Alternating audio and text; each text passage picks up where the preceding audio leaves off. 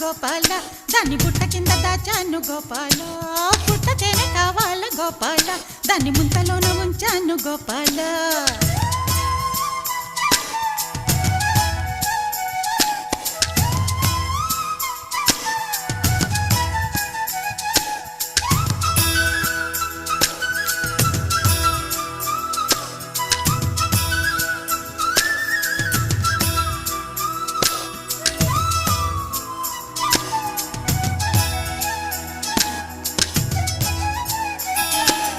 ఈ ఊరి పువ్వు కోసం అమ్మడు ఏరు దాటి వచ్చానే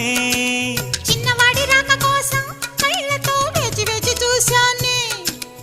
ఆయాసం వచ్చేలా 5-6 కిలోమీటర్లు నడిచానే